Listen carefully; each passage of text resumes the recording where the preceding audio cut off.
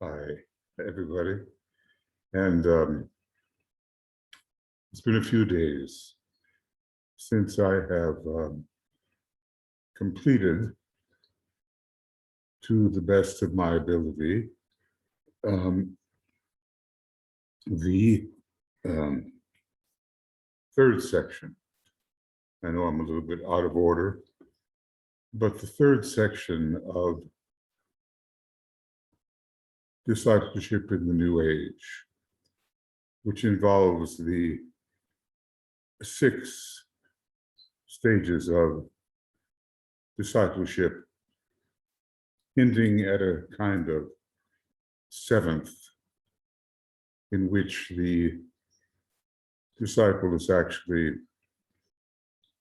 blending lights with the master and is becoming, or maybe has become, a master himself under the supervision of his master. For instance, Master DK is a master, but he had to pass through a stage of that advanced stage of discipleship, which is a stage of high initiation, in which Master Kudhumi was definitely his master. Although at times it's so interesting, Master DK refers to the Christ as his master. And indeed, the Christ is the master of all masters who are in the hierarchy. So we have to get used to this shifting perspective. Now, here we are in Discipleship in the New Age, Volume 1, that wonderful book, which Master DK said we are to use to gather people into the ashrams. And we can see why it would be so effective with these talks to disciples and with the personal instructions for disciples. Now, a team of colleagues right now, Elena Bramchini, Jeffrey Logie,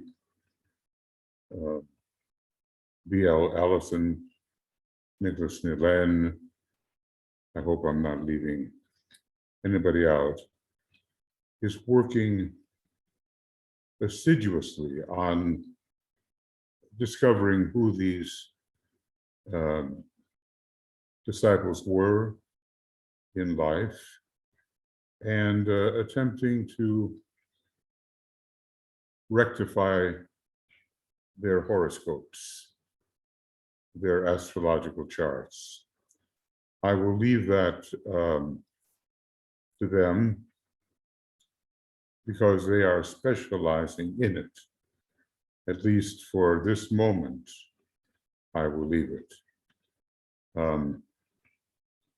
Regarding some of these people, I have already written commentaries. Now, you know how I'm going about this. These are video commentaries and not exacting, meticulously thought through written commentaries. Why am I doing that? Maybe I really have to question myself on this, but I think it will be convenient for many students who, if nothing else, can listen to a combination of Master DK's words, every one in the books that I'm working with, and my own links, we might say, to various facets of the teaching, which will bring, I hope, an illumination, an appearance of light. That is my hope. So it's to meet the needs of both kinds of students, including, I guess, my own needs to simply speak a little bit casually, a little less rigorously about Master DK's texts. And we will see whether this works out for everybody, or at least for those who take the most advantage of it. As I pore over Master DK's books, and of course sections from Alice Bailey's books, I'm just overwhelmed by the gift which has been presented by hierarchy through Master DK, the messenger, with so much Gemini, I would think, and so much Taurus in his, in the main astrological energies which he is using. And I know it won't be possible to go through everything,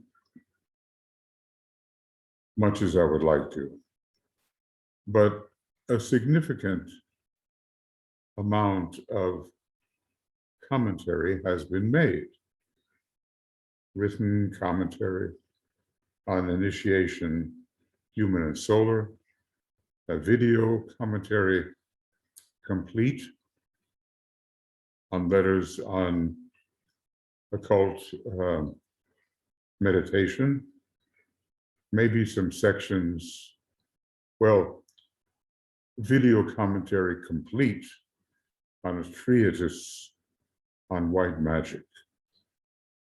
That was an ordeal, but I think you'll find it useful. And some video commentary on sections, I think, in Esoteric Psychology 1, and more ample video commentary on sections in Psychology 2, especially those in which the old commentary is prominent, and hopefully some surrounding text.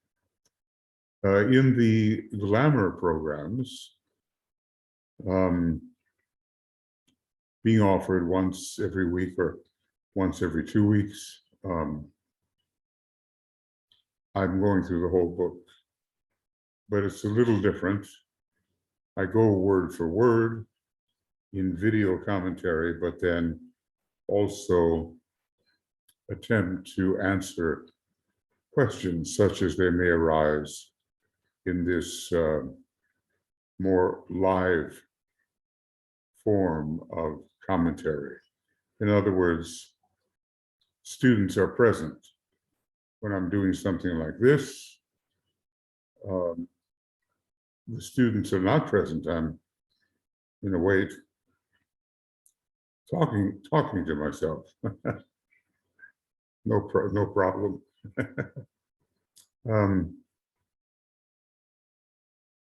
And Tuya and I have been doing here and there commentary on the reappearance of the Christ,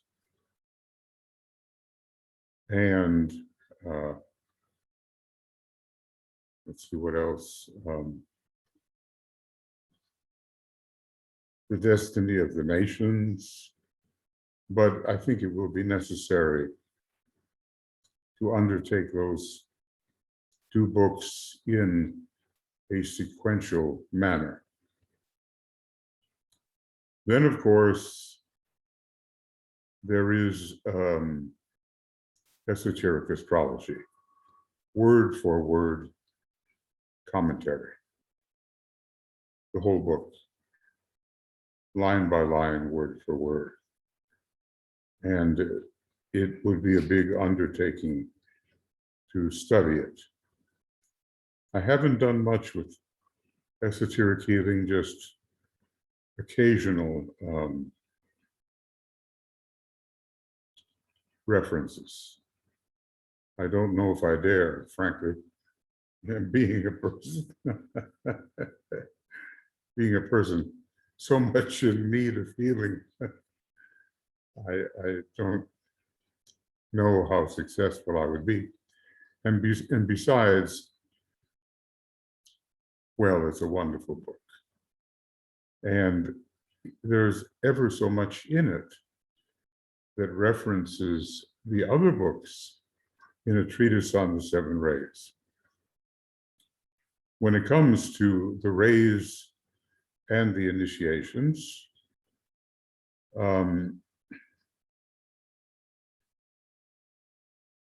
half the book is presented in written commentary.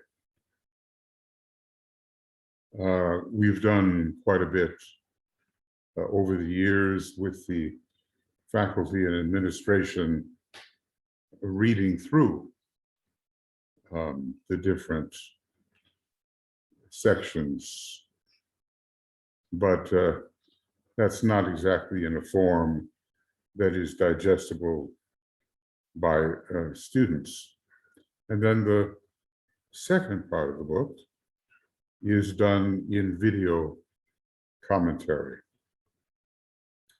So that entire book is at least gone through, if not in the same way. Then, of course, there's the magnificent treatise on cosmic fire. And I would say that it took me years, and I worked meticulously on the first, estimate 1,200 pages, or 1,100 something, and then decided that the remainder of the book should not be done in written commentary, but in video commentary. So all of that is, how can one ever say completed? You can't say completed, but it is in that sense. Now with, just going back for a minute, with Discipleship in the New Age Volume 1, as you know, I've just completed Section 3 of Volume 1. All of the introductory section of Volume 1 and Section 3 are also done in written commentary. And I think,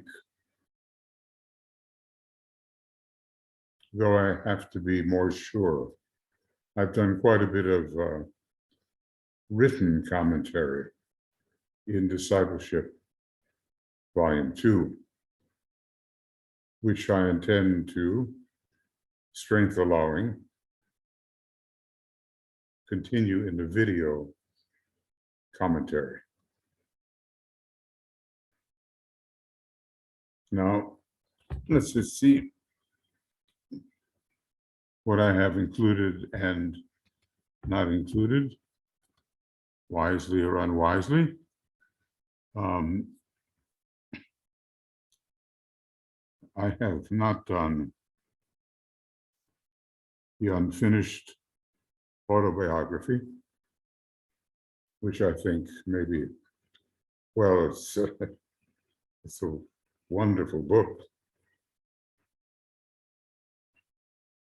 I have not done The Soul of the Nations, rather the soul and its mechanism, nor The Consciousness of the Atom. These are specifically the Alice Bailey books.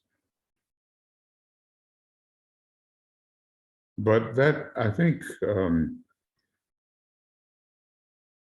nor have I worked in any way systematically in telepathy and the etheric vehicle, but I've certainly done enough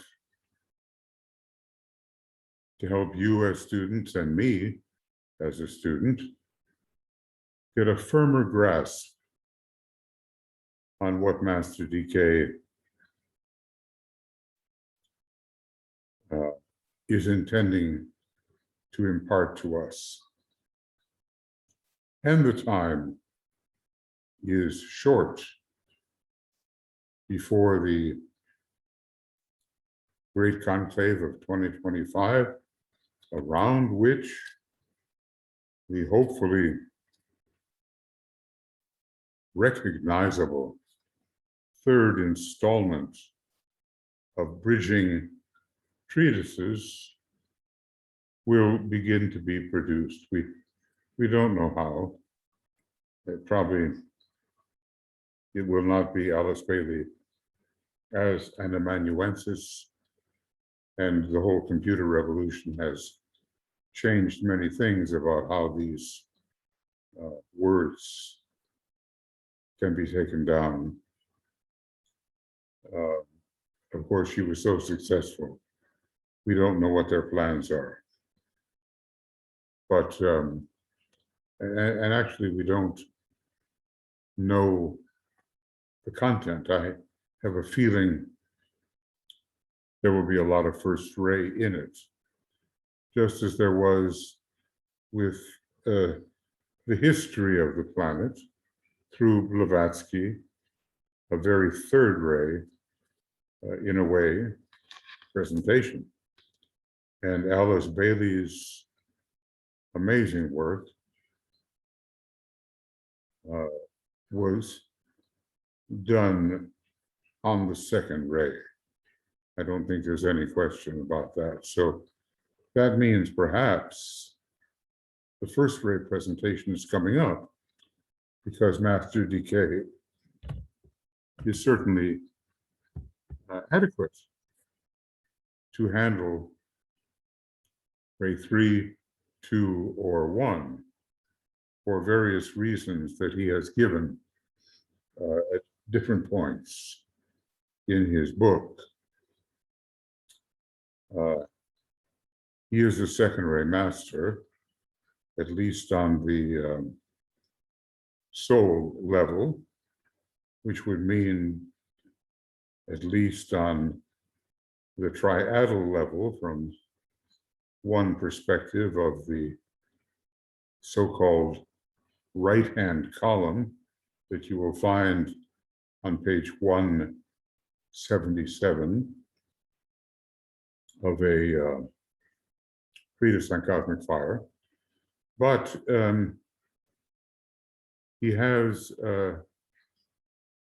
such a extensive knowledge of planetary history and is so adaptable to the requirement that, like the Buddha, though I, not being able to ascertain this or absolutely confirm it, feel that one of his monadic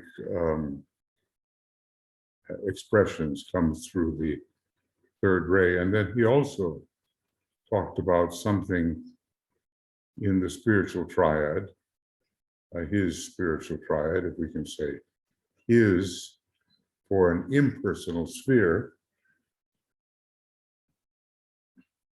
He talked about having the first ray there and having a number of first ray students.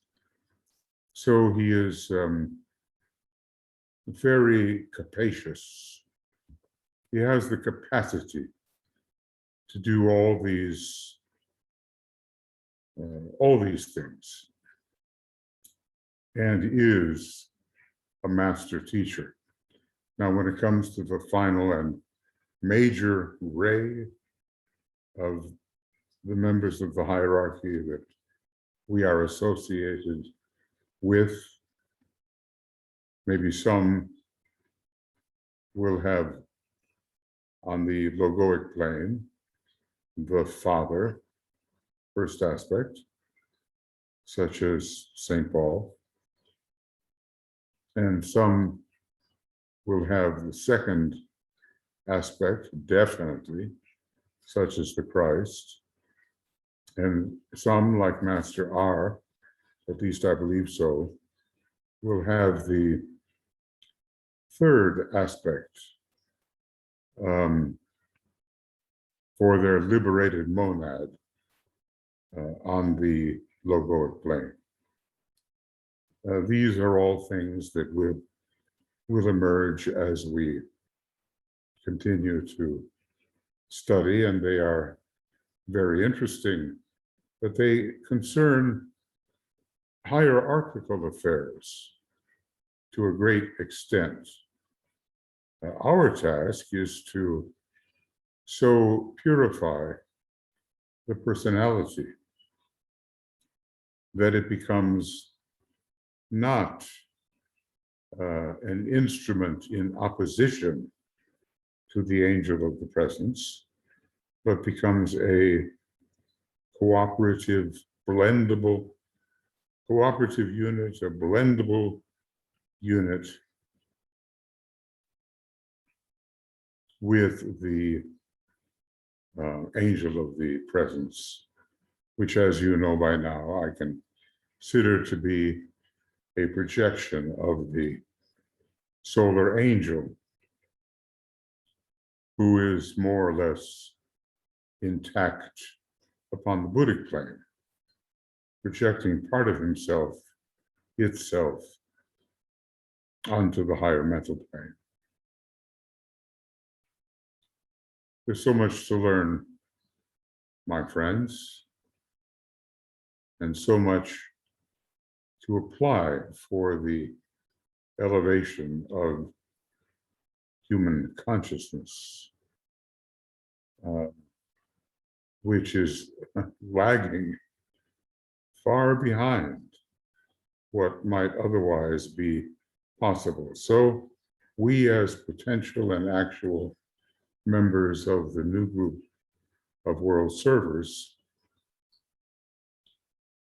we have our educative work cut out for us, especially in a system, well, first upon a planet in which the second ray soul is rising into prominence, and in a solar system which sustains through its solar logos, the second ray soul. So that gives a little background as I'm about to launch into the first section of discipleship in the New Age.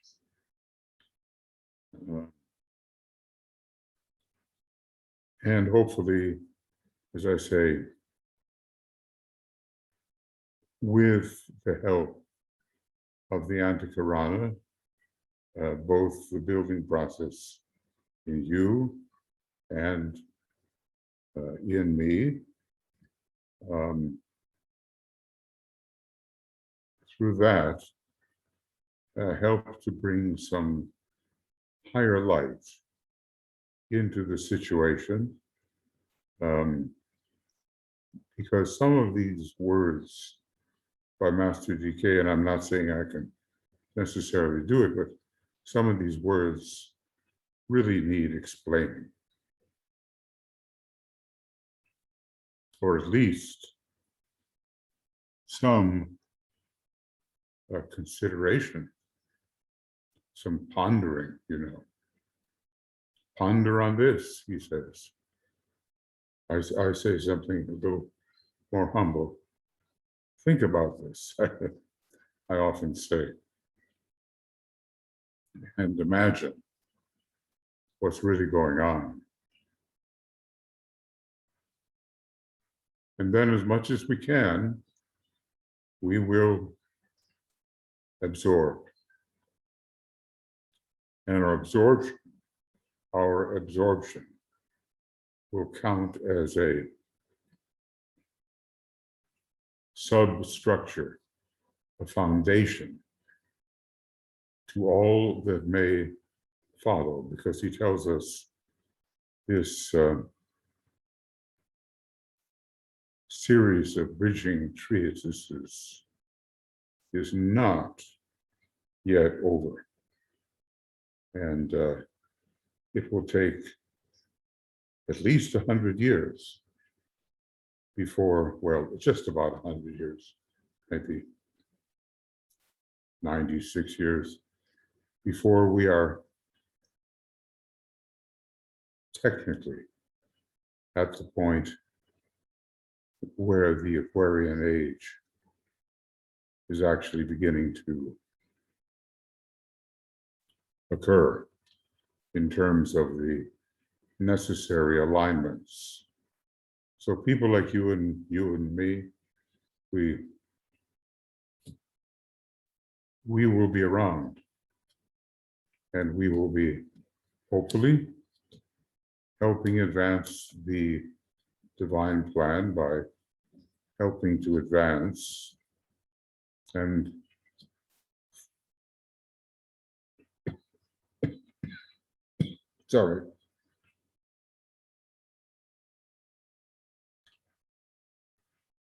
helping to think into human consciousness the content of what Master Decay attempts to offer us, attempts to impress us, and then application individually and in our groups and communities and nations, and finally application by humanity. I throw in these little anecdotes, but sometimes I find myself, usually begrudgingly, in front of the television, because it's just very hard right now for me to move about. And this morning, and for several mornings, I guess, I have seen people of goodwill who are gardeners, garden designers, select humble people who have had gardens by which they, or through which they feed the hungry and make available to those in need the produce of their garden. So they select them. And they brought this little old lady, said, well, we're going to help do some renovation here. You'll have to be away for a few days. And then the team got to work. And from kind of a scrappy little garden that did so much good, they created this incredible beauty and flowering. It was unrecognizable what the team did to create a new garden. It's very touching, actually. Very touching. And they work so hard and with such goodwill and with such professionalism and with such selflessness.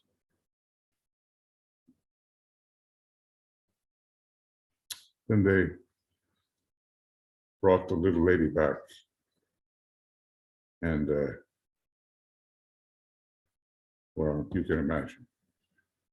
That is the case whenever they do this and they bring the owner back, and it's a very moving experience to see what the goodwill of the originator has wrought. Because unless she had done, this little lady, so selflessly shared for the benefit of so many, she never would have been selected. But word got about her, and they made it even more possible for her to continue her sharing with those in need. I said to Tui, I said, now this is what humanity should be. We are reading about the selfishness and the self-seeking and the hoarding of power and hoarding of resources and just kind of a shameful self-involvement, which some people seem not to be able to evade. It's just at the moment who they are. And then there are these people, these other people, who really love their fellow human beings. And when they find that there is a need, they fulfill it the best they can, and often under very difficult circumstances, because they make sacrifices along the way. And that's the future of human beings everywhere, helping other human beings. And it's gloriously possible. It will be. It's just a question of getting through this period of pronounced emergent selfishness and showing that it just doesn't work, and that really, in the long run, it impoverishes everyone. So, there are those heart uplifting programs here in seventh grade Finland and in the Scandinavian countries. There's a lot of construction going on, but it's not limited to this country by any means. Many of the programs originate in America, which doesn't have particularly the seventh ray, except, in a subsidiary way. And I'm always grateful when I can hear and understand what they're saying, because so often the Finnish subtitles are coming up and the volume is too low. But there are people who don't know anything about occultism, nor at this point do they have to. And they are doing such beautiful work to uplift and it counterbalances all of this disgraceful use of power. I can't, I fast forward or I switch over to what goes on within the Congress of the United States with the determination on the part of many, perhaps unconsciously, but consciously, unconsciously, to hurt and obstruct what is good.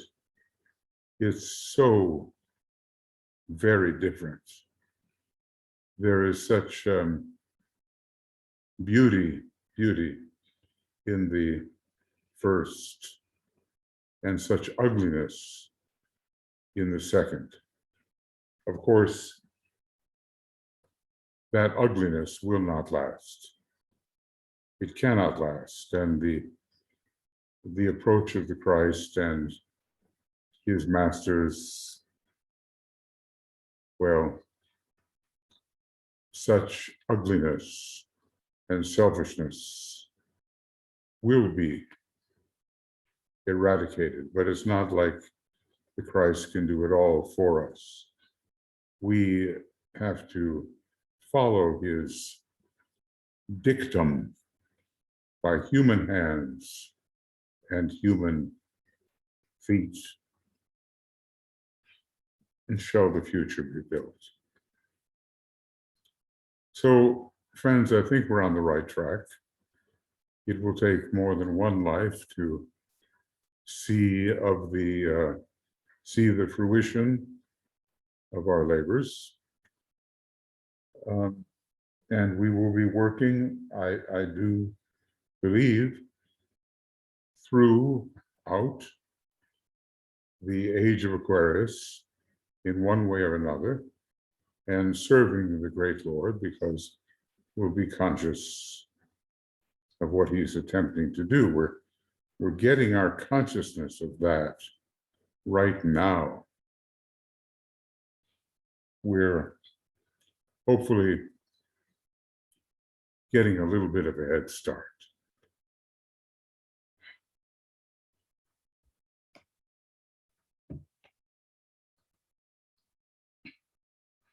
And we need it. We need that head start.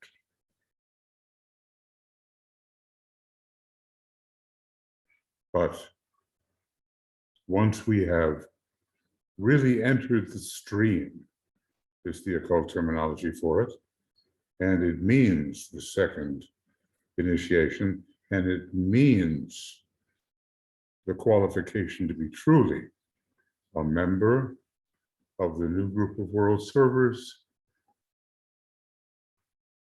we will feel ourselves swept along towards the ashram, towards our next expansion of consciousness, towards our next initiation, and we will be supported interiorly by those beneficent energies which move all such people towards their spiritual destiny. Well, okay, maybe that's a little bit longer of an introduction that I intended to give, but here's Alice Bailey in section 1, and notice when this was copywritten, 1944, and renewed in 1972, what is it, every 28 years? Has it been renewed again in the year 2000? Well, the people that loses trust, they know it one way or another.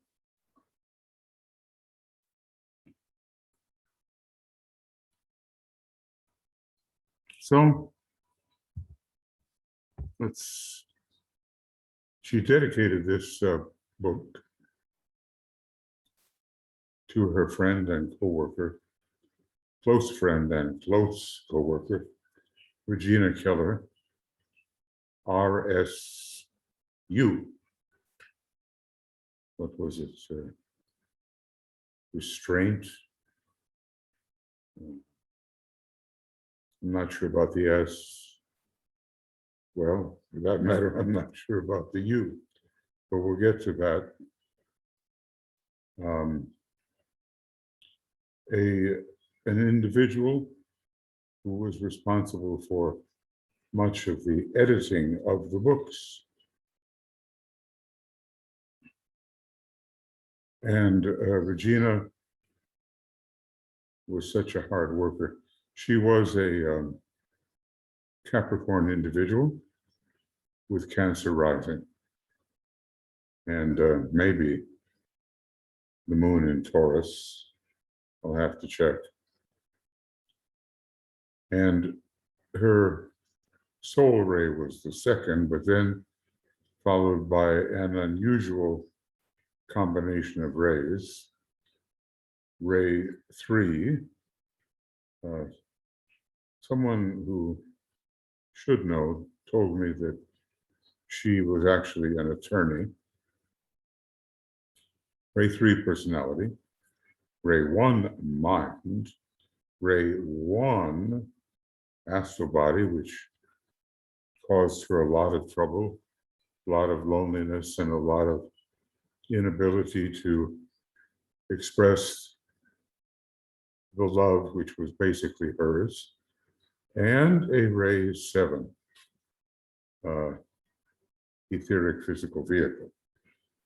So that, that lineup of hardline rays with the second ray soul meant there was some difficulty getting through. Now, I think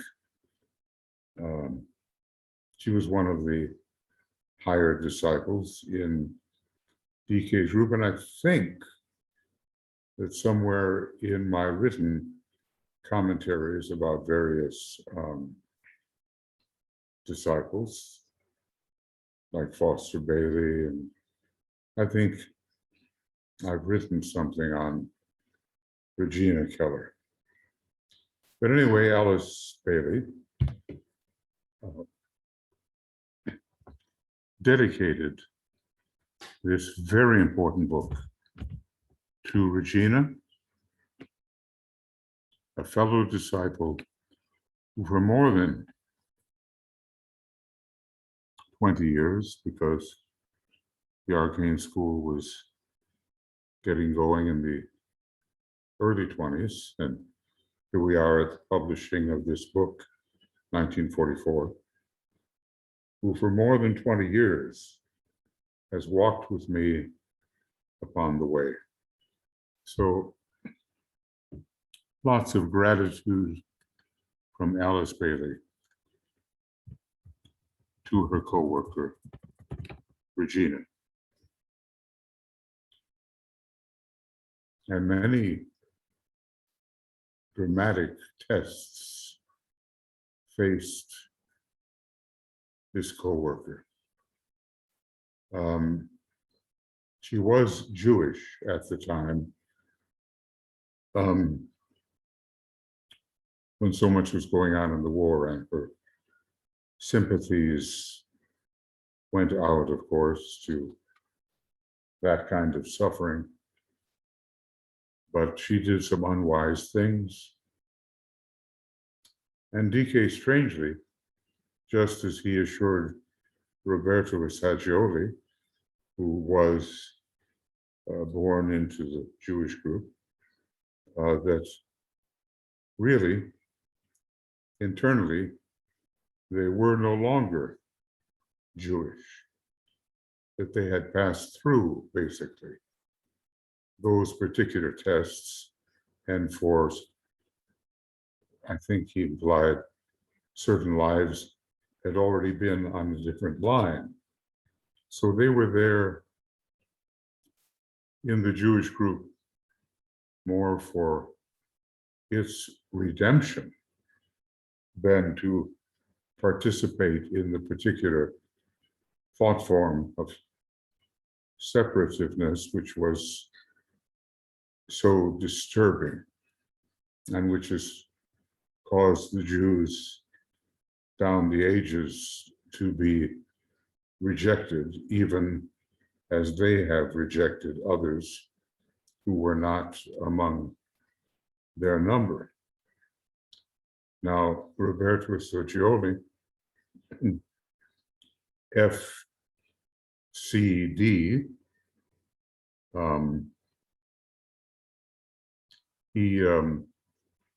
he succeeded, and he wrote a lot of redemptive material, which would be useful in bringing the Jewish group more into line with all their skills and intelligence, bringing them more into line with the divine plan.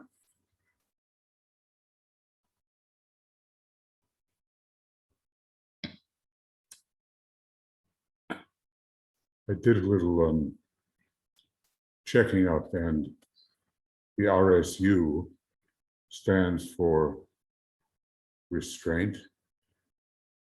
strength, and understanding. Well, you would think when you learn about some of the things that RSU did, because she was so identified somehow with the Jewish group, you will see that she needed restraint. Regarding strength, she seems always to have had it, except in certain instances where it was very necessary. And of course, understanding is that,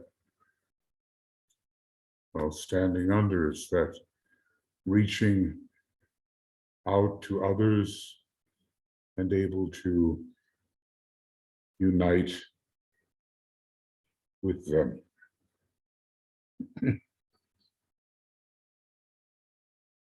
Yes, able to identify with them, but her astral body on the first ray may be a vehicle about which DK did not anticipate that he would have to comment, was causing a lot of trouble with isolation and loneliness, and presumably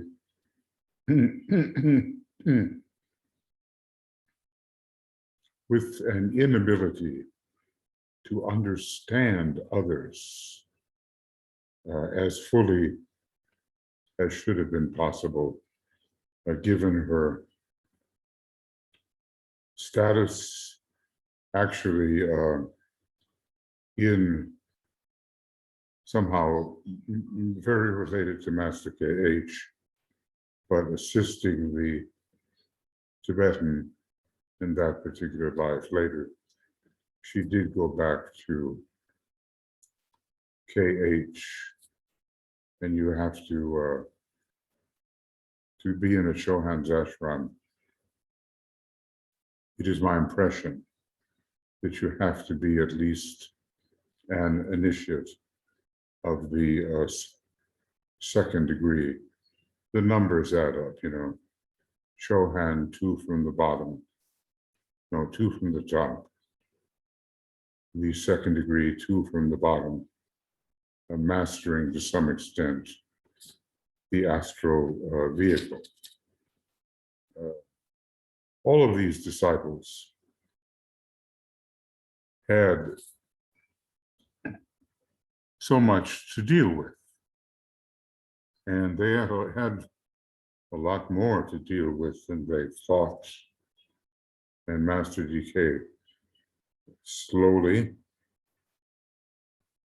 and with caution and with great tact revealed what the unsuspected problems that these people were often shocked to realize existed.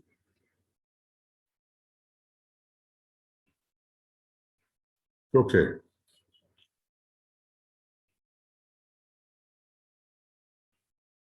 You know, these people are our brothers and sisters. They are, all of them now, in the inner ashram, so to speak. They have passed on, or maybe some of them have come back. But the probability is, over the years ahead, that we will meet with and work with many of these people. I've often contended that they are not so very different from what we are. Who knows why they came first, in a sense, why they were selected when they first were attracted, because of long association, I suppose, with the Tibetan, attracted to the arcane school. Or some of them, Alice Bailey didn't know at all, and they were not school members, and the Tibetan knew of them and knew of their appropriateness for the project that he was planning. The Seed Group project, a 275-year project, which at least has until, well, 2021, at least till the year 2200 to run and to prove itself. We can see the high intent of this project and the power that it could infuse into these various ways of helping humanity. But the first instance of it was not the kind of success that the group success that Master DK hoped for. Individually, he said, so many had been helped by the books and by the instruction to the various disciples in his group on the periphery of his ashram, whether permanently or, whether permanently a part of that ashram or just transitionally until they found their own master, sometimes on another ray and or just in a different ashram. Now, Alice Bailey says in the foreword to her book,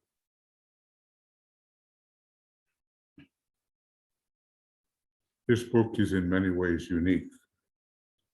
Nothing like it has before been published, as far as I know. She's speaking from her own experience.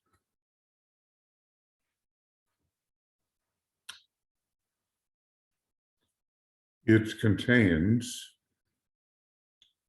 2 series of talks by one of the masters of the wisdom to some members of his inner group. Well, still peripheral to the ashram in a way, but all of them eventually accepted disciples, those that were retained. And also, so now she's talking about section 1 and section 3. We've done 3, we're doing 1.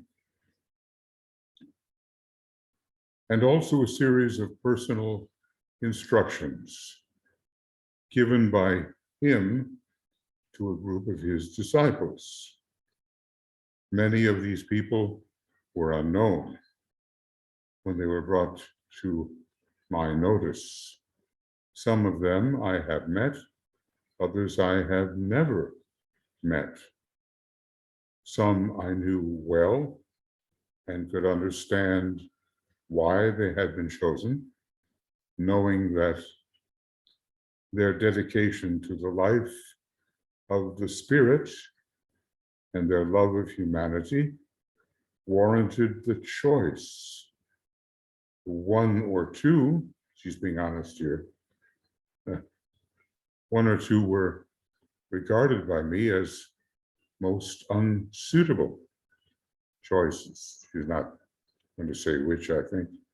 And later, I altered my point of view and recognized that a wiser mind than mine was responsible for their inclusion in the ashram. Okay, so let's, as we customarily do,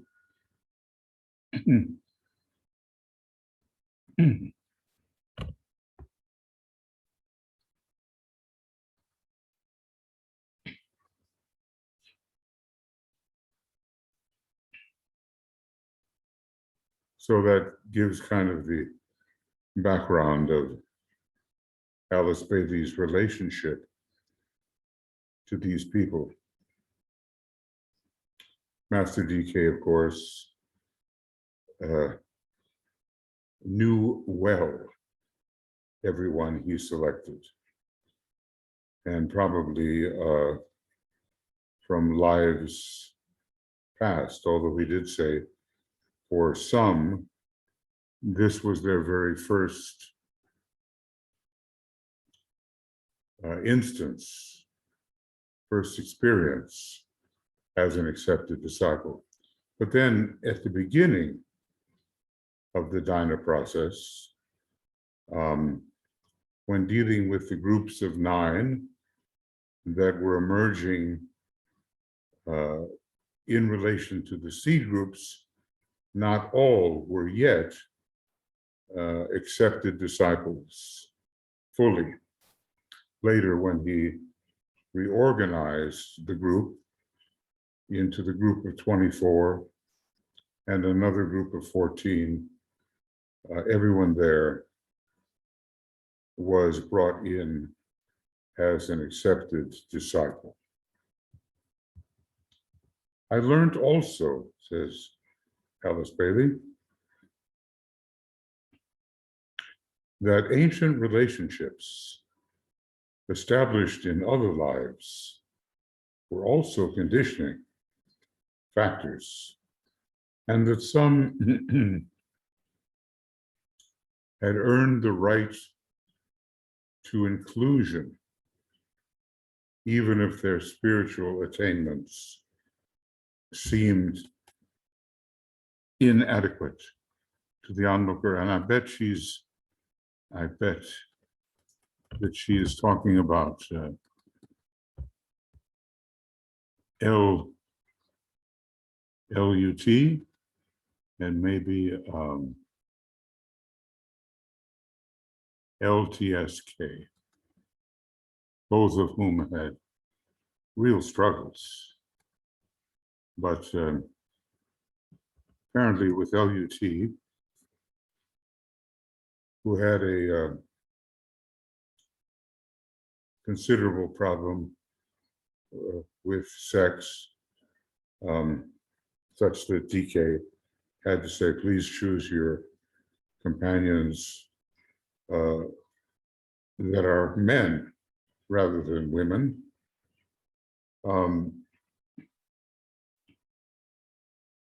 He had done something extremely, we're not told what, extremely sacrificial, at great sacrifice to him for Master DK in a previous life. And as DK said, well, you see, we are not ungrateful.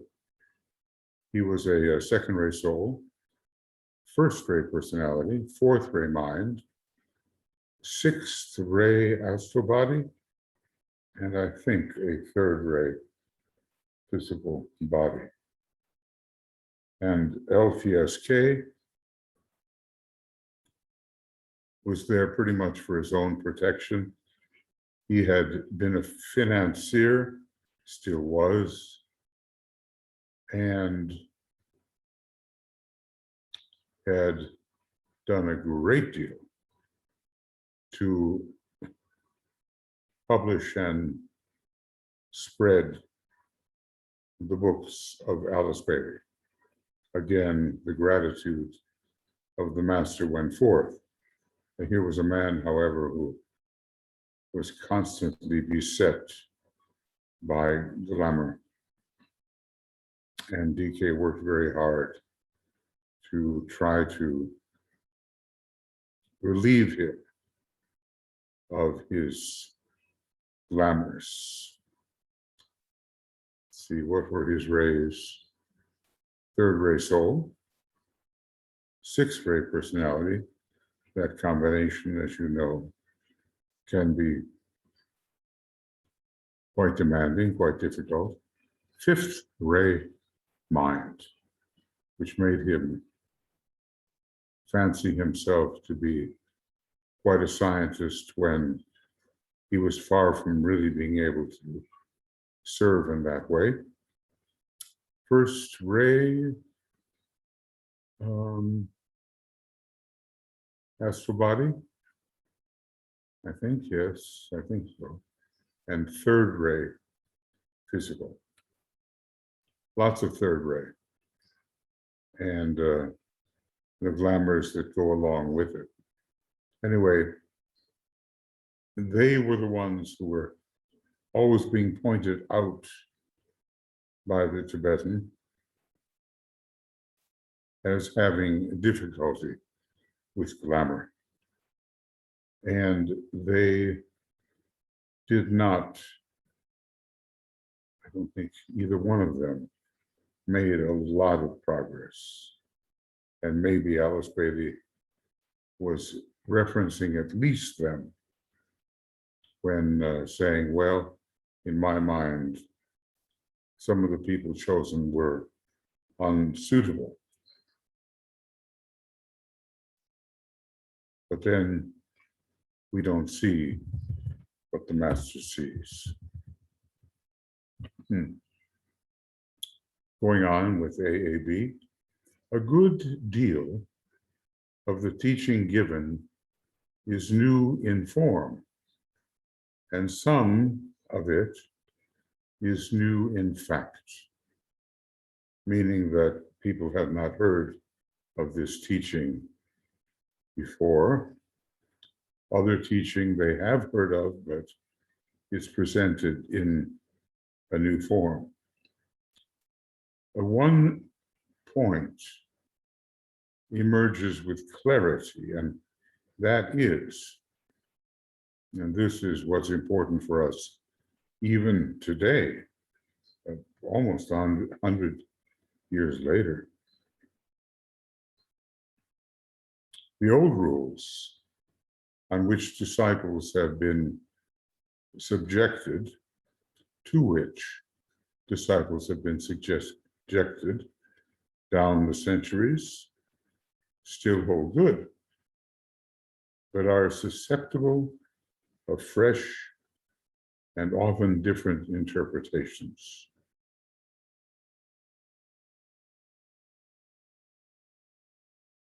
There are so many people subject to illusion that just are going to hang on to the old interpretations no matter what, and that will stop progress. The training to be given during the coming new age will be fitted to their more advanced development.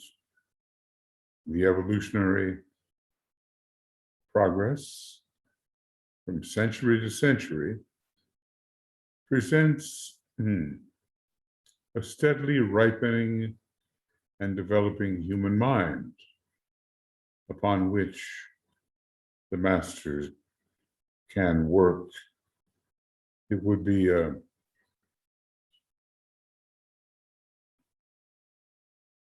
great mistake to imagine that the human mind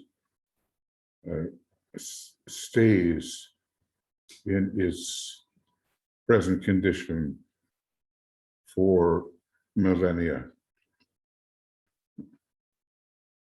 Of course, maybe for some people who refuse to grow, it does. The standard of discipleship is consequently as steadily rising. The more the mind develops, the consciousness develops, the more it can be impressed with the newer modes of discipleship. Going on now with AAB, this in itself demands a new approach, the steadily rising standard of discipleship, a wider presentation of truth, and the permitting of a greater freedom of action upon the part of the disciple. Sometimes we may have been to, let's say, convent nunnery. There is one up in Norway. It's Tuya and I always attended for the beauty of the evening song, the Vespers, but it's such a regulated procedure. And sometimes nuns and priests, they really get out there in society and try to do the good. Other times they remain in a more or less medieval sense as cloistered.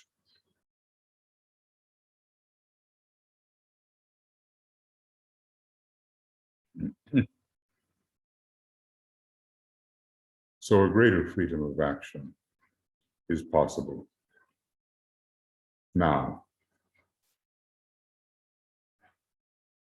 The time element is also different.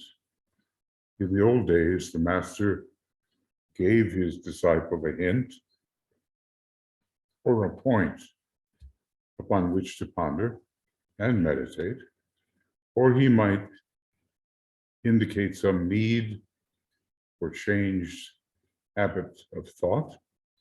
Then the disciple went away, sometimes for years or an entire lifetime. Think of that.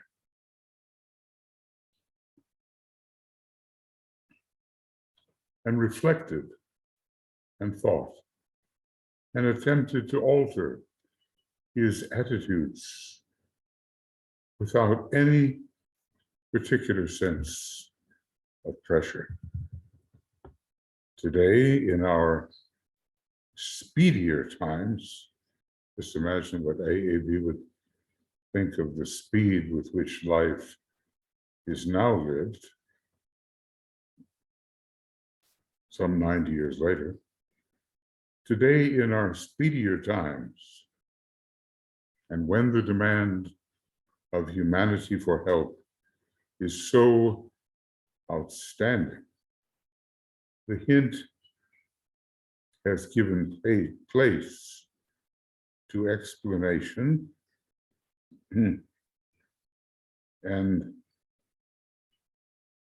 the disciple is trusted with information hitherto withheld. He is, well, such as we are receiving even right now. He is regarded as having reached a stage in his unfoldment at which he can make his own decisions and proceed with rapidity if he so chooses. So much more has been turned over to us and to our awakening sense of responsibility, to our independence in terms of contact with our soul. It's a much less structured setup and puts a lot more responsibility upon us.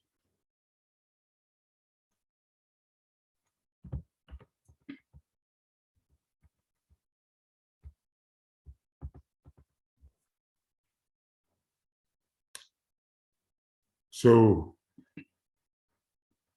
in all of what AAB is saying here,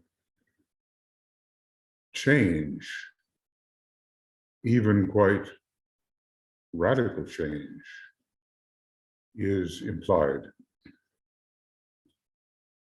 The relationship of master to disciple is a little bit less like parent and child, and a lot more like elder brother and younger brother. So we have to be willing to keep pace with this, not to infringe the wisdom of what is imparted, but to take advantage of it and to realize how responsible we are in regard to its absorption and its application. And I think that many of us have made that adaptation.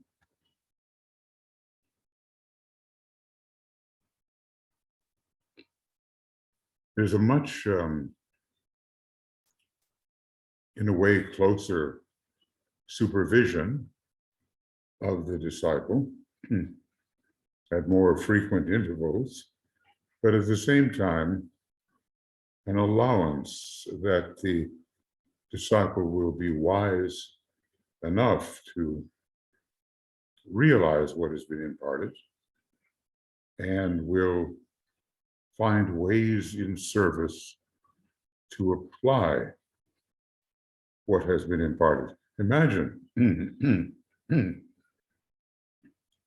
going away for even an entire lifetime, sometimes for years, or an entire lifetime, and then reflected and thought in the attempt to alter attitudes, but without any particular sense of pressure. And now, friends, uh, the pressure is on due to the cyclic condition of the planet and humanity, and even of the solar logos, the danger of the counterforce, the promise of the new age. So many things are coming together which apply the pressure. Well, once I was happy to read, I think it was in the book Heart, something to this effect, that pressure is the law of existence. I needed some kind of justification because I'm always putting myself under pressure. And it was a good justification.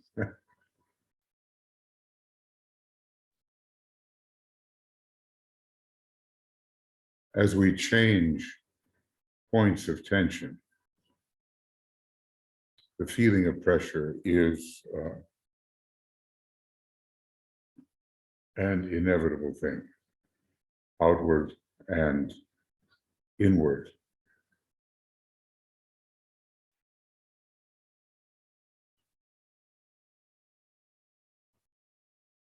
So just think about from whence the pressures in your life arise and whether they are personal pressures or whether they are more spiritual.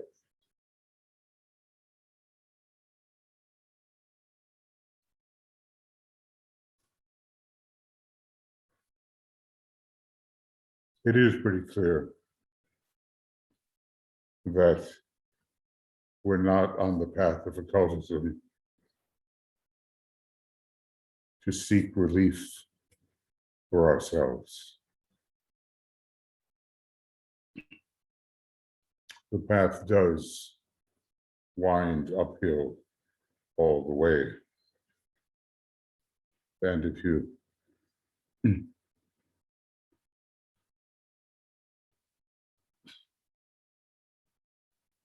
you think about the return of the salmon to the spawning grounds, it's a good image of the dangers and the hardships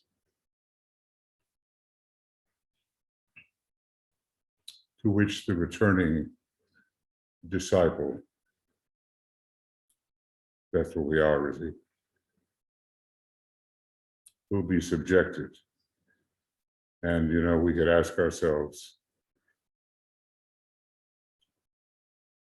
who are the predatory bears along the way? Because when you attempt to return, the predator is always there to take advantage of your occasionally weakened condition. Now,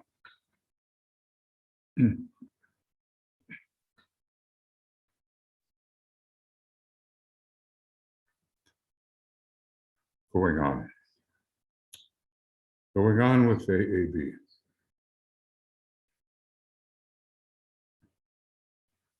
Certain definite reasons have prompted me to make these instructions available for aspirants everywhere after requesting permission from those who received them.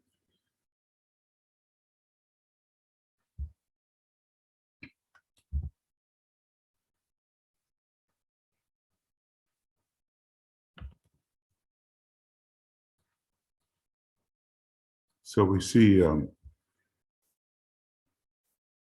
nothing was done completely forcefully. Permission was granted, and where the disciple felt, at least in his or her personal instructions, that deletion was warranted, it was applied. But why did AAB do this? Interesting that it was her suggestion and not that of Master DK, apparently. So why? One is the need to bring to the attention of the general public the fact that the hierarchy exists, that its members are interested in human progress, and that there is a definitely planned system of training offered by them, which can lead a man out of the human kingdom into the kingdom of God. That this moving forward upon the path of evolution out of the fourth kingdom into the fifth can be brought about consciously and scientifically.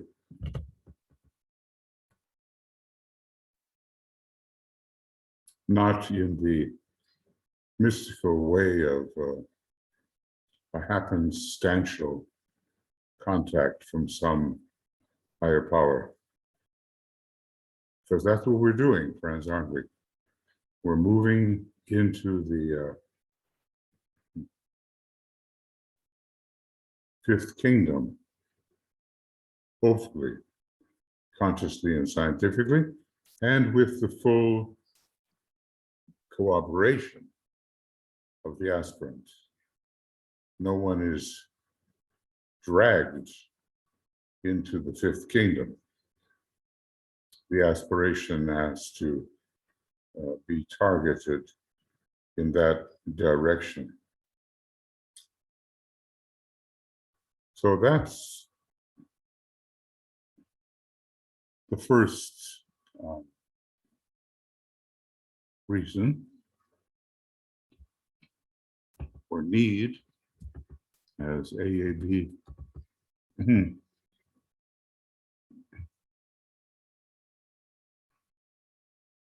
expresses it.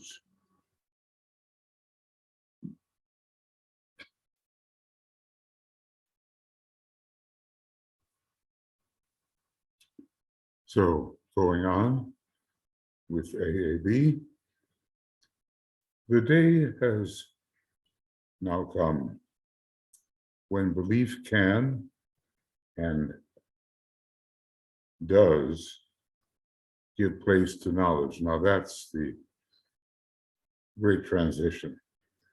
The age of Pisces, from which we are emerging,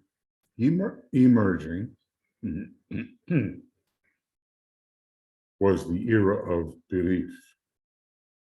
And the era of Aquarius, into which we are emerging, is the era of knowledge. A knowledge, she says, gained through the acceptance of a hypothesis in the first place, a conviction that this hypothesis is backed by adequate testimony and planned experience.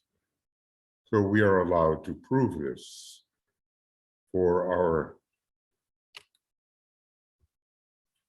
for ourselves, instead of having a dogma impressed upon us and demanded that we follow.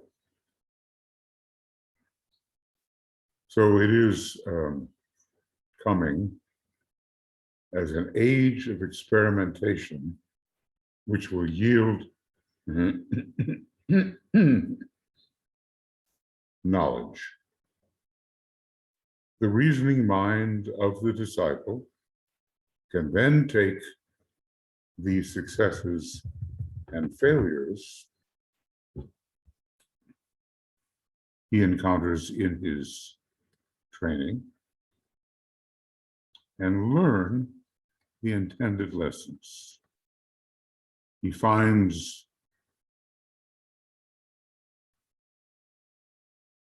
that progress upon the path brings a man into closer conscious touch with those who have walked this way before, and that the way into the hierarchy, it's often called a path, but okay, the way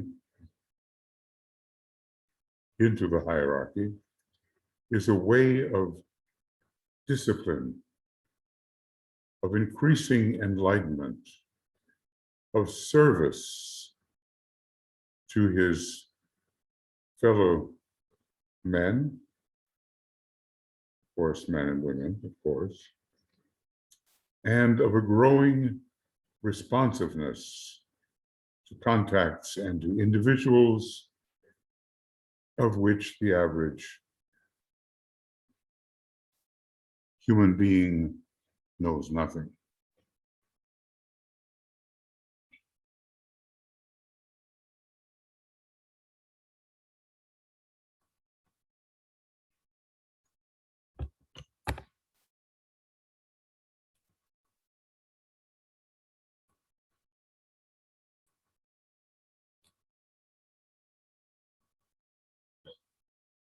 So when we speak of the masters to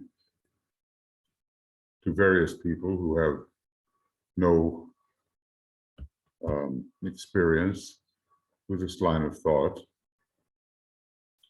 we will often not be believed, or somehow we will be discredited or dismissed, or if there is acceptance, it may be a glamorized version of what we intended to convey.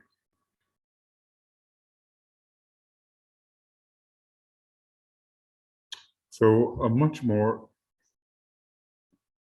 scientific approach is in process. Maybe we can see it, maybe we can comprehend that indeed, yes,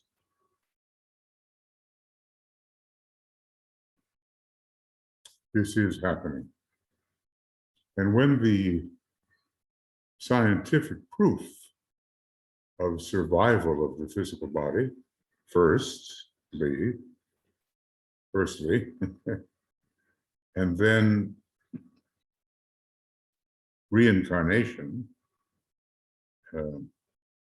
when that proof is established, what a difference it will make in how we live.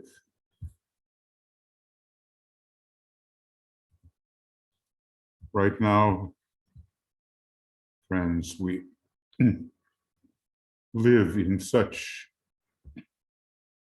ignorance and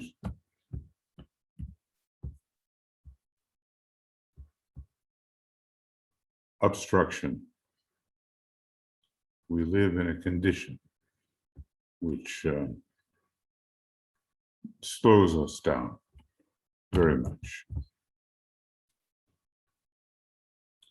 But things will speed on. Aquarius, says the Tibetan, is the sign where cycles are studied. You can kind of see that in the glyph, up, down, up, down, up, down. So it's a kind of a sine wave portrayal of cycles, ascent, descent, ascent, descent, and so forth.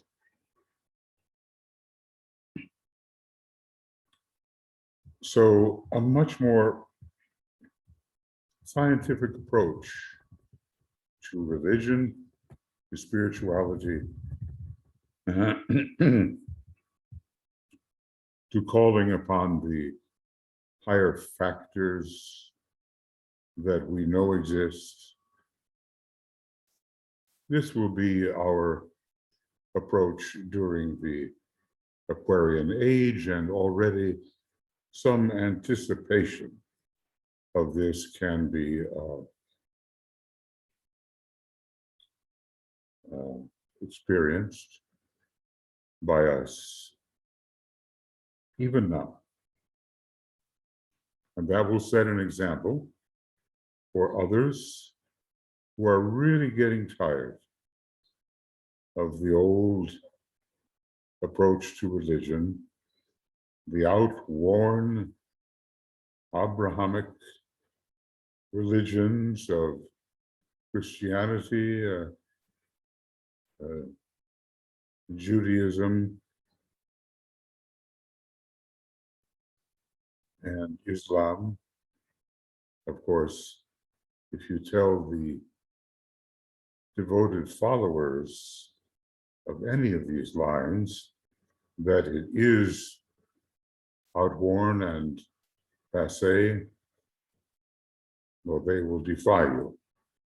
That they will hang on ever more tightly.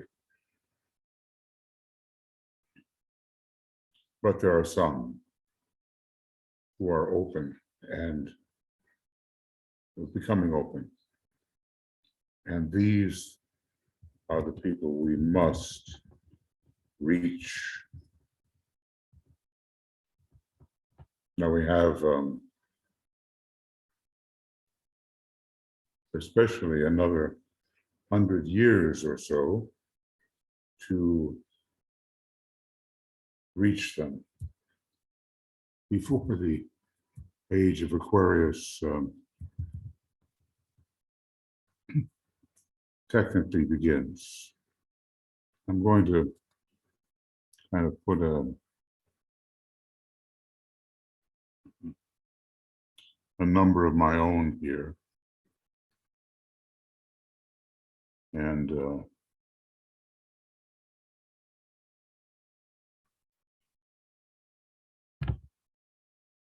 it doesn't really belong to DK, but it helps in the long run.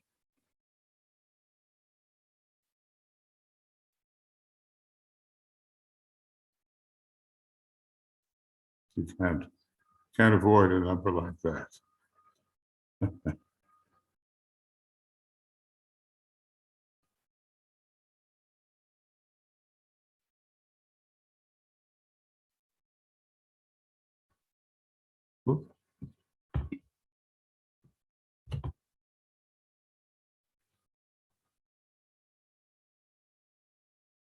Not doing too well. Anyway, I'll leave it in blue.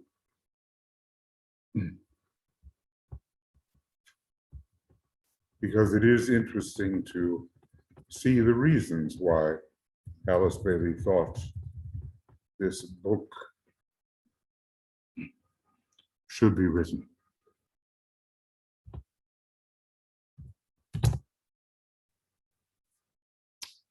So, a second reason for publishing this book is the need to change the point of view of the general public as to the nature of these masters who take pupils and who whilst giving them the training needed to enable them to take initiation, as it is called. There must be other names for initiation. In Agni Yoga, the term was not so much preferred. Enable them to take initiation, reach the mass of men through their means. So that is the second reason for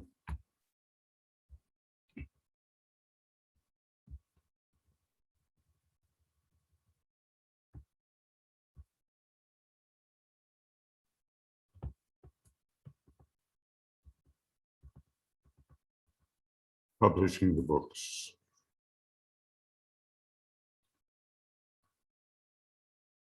And reach the mass of men through the means of a book such as this.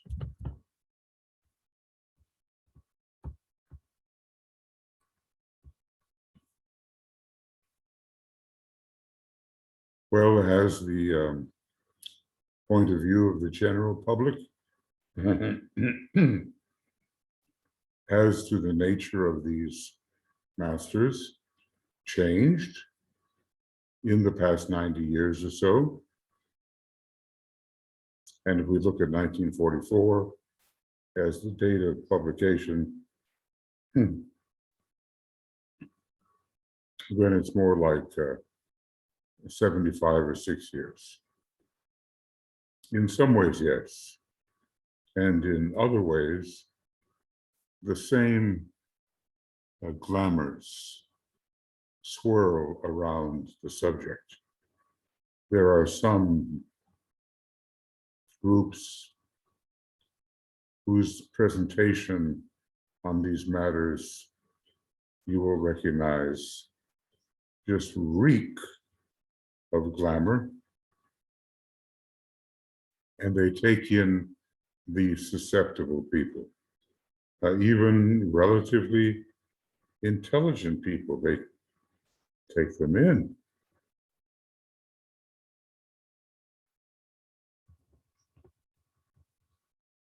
Now that kind of vulnerability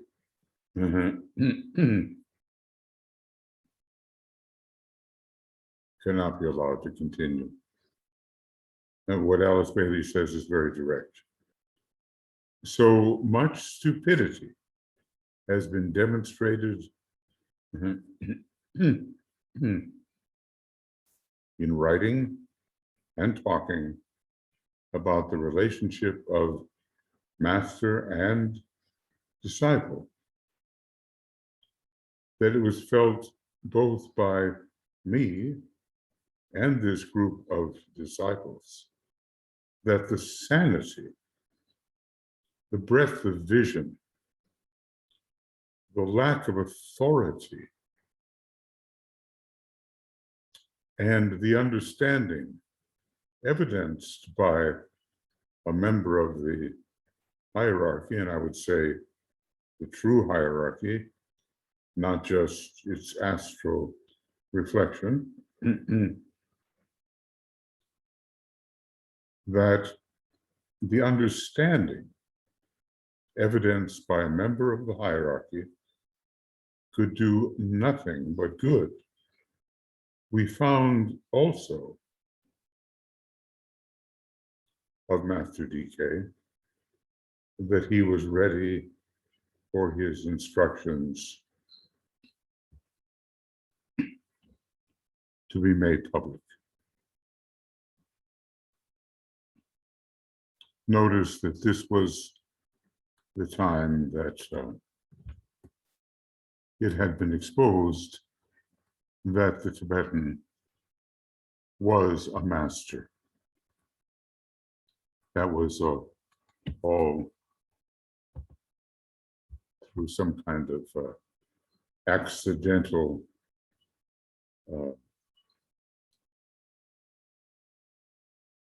writing of Alice Bailey, where she, at the end of a written piece,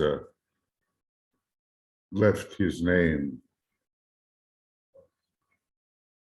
on the document. Maybe, who knows, if that had never happened, we might not even at this time know for certain that the author of so many of the Bailey books was a master, and that he was Master DK. I believe the intention had been to leave his identity anonymous. Obviously, Alice Bailey knew who he was, and probably a few of the higher disciples in the group also knew. But DK was very impersonal about the whole thing, and he just didn't want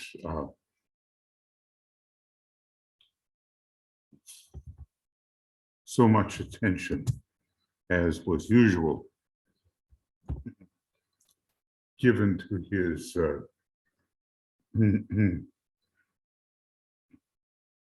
individuality. He has certainly become, as it is said in Leo, the relinquished point. Now, so many people today in the egotistical stage are the glorified point. They think of nothing more glorious than their personal self. It's sad to see, but we know it to be a necessary phase, though sometimes the passing through such a phase does seem to take too long. I'm sure you know members of the political group and maybe of the religious group who are hanging on too long to what their identity is in a personal sense. Now, here's a third reason why this book was brought forward.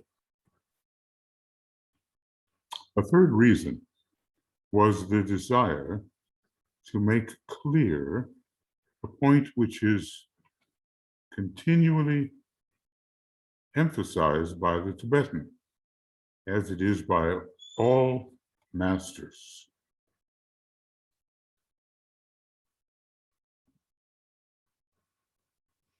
Looks like I will have to make this a little shorter program than I thought, as I'm being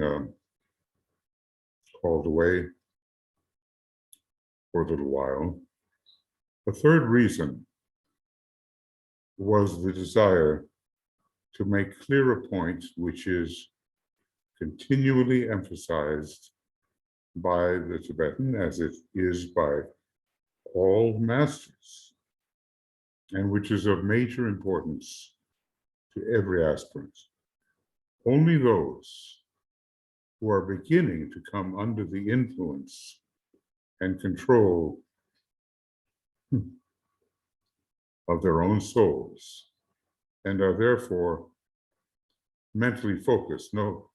Notice that that word is not necessarily mentally polarized, which is an event that occurs later, but she goes on to say mentally focused and attuned. Only those are eligible for the training offered by the hierarchy.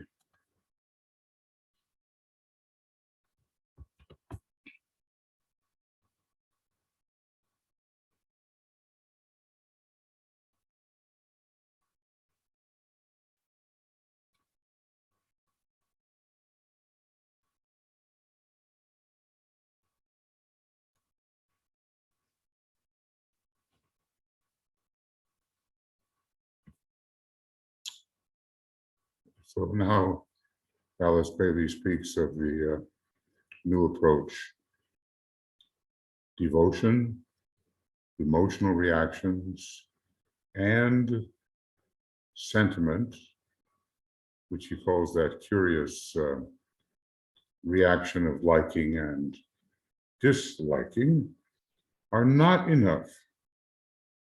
Esoteric training is also an impersonal matter. It is concerned, let me emphasize that, it is concerned with the development of soul consciousness and with the expansion of that consciousness to include, not exclude, all forms of life through which pulses the life and love of God.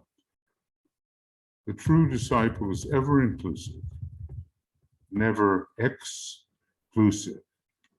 It is this inclusiveness which is the hallmark of all true esotericists. Where it is lacking, you may have an aspirant, but you do not have a true disciple. Important, right?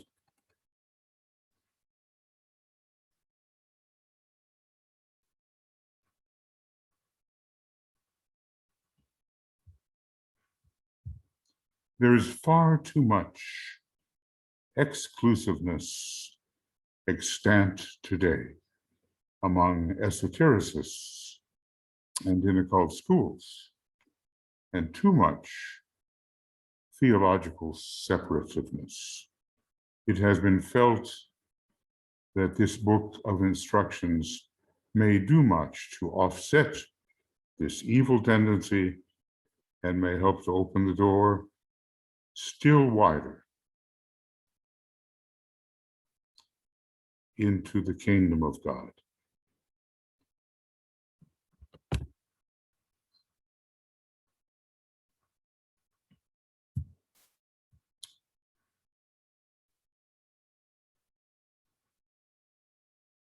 So devotion is not enough. Is not enough.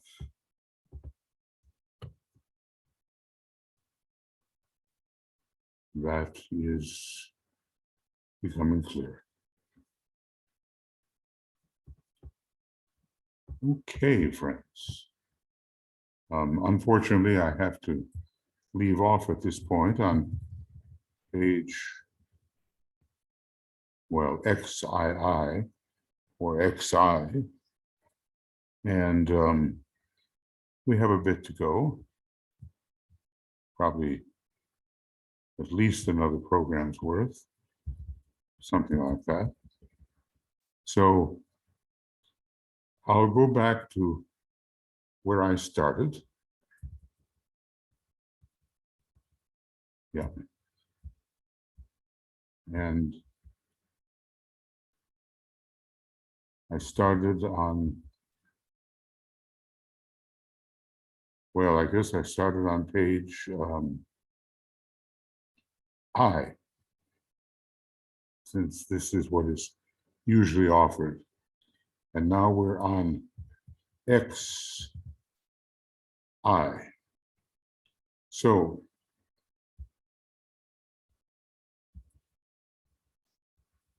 let's put this in.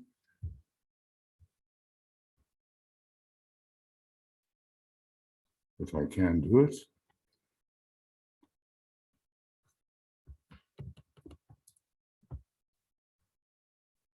Okay, so ending program 1. Let's call it Talks to Disciples.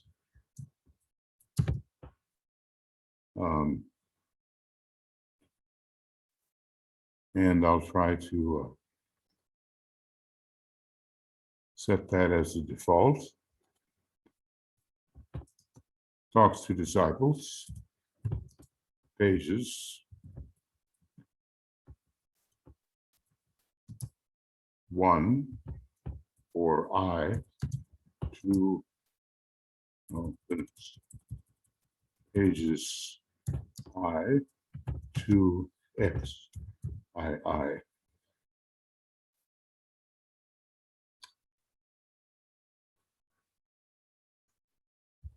And this is the 29th of June, 21. Not the 29th of June, 29th of June. And then beginning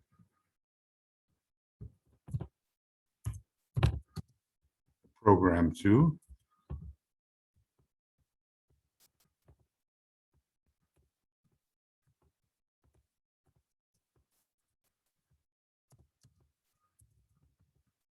Oh, not doing too well.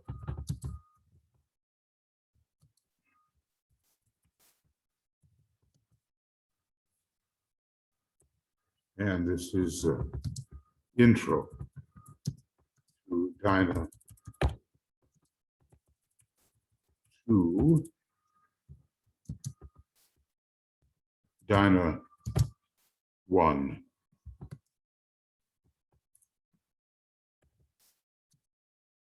Section 1. And that's what I'll call it. Intro to Dinah 1, Section 1. And I'll try to take it up a little bit later.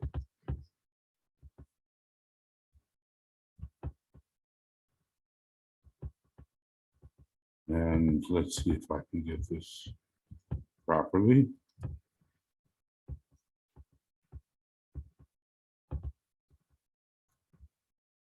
I had no idea there was so much difficulty.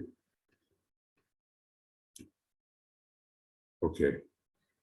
So whether it's 2 programs or 3 programs, this is Alice Bailey introducing this important book and why we should study with eagerness the contents, because it will mean so much to our discipleship.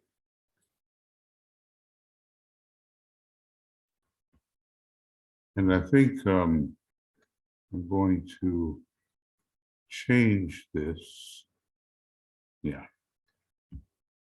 into that pinkish color, which represents the attitude of the astral body.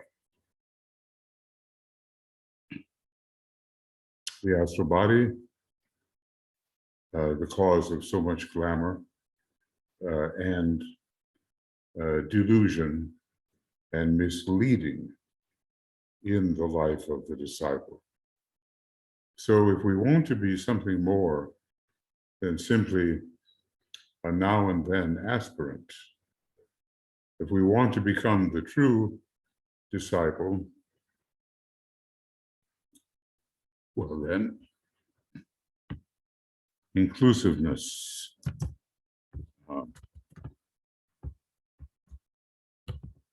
Inclusiveness is the key to true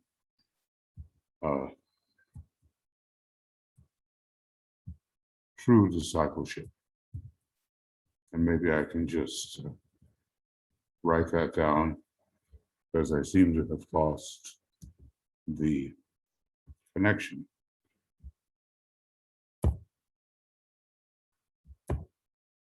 Let's see here.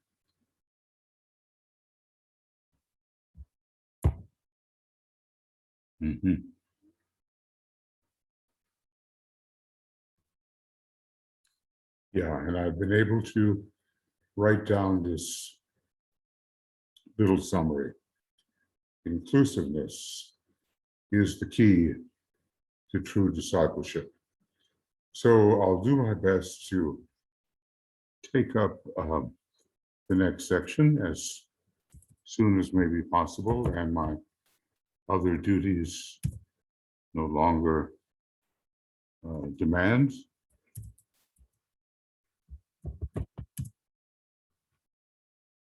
And then we'll get into section 1, which is probably familiar to many, but beware familiarity, because it can prevent us from extracting the true intended content. We may say to ourselves, oh, yeah, I know that one. I've done it. I'm familiar with that, but it's not enough. It has to be a deep ingestion of the content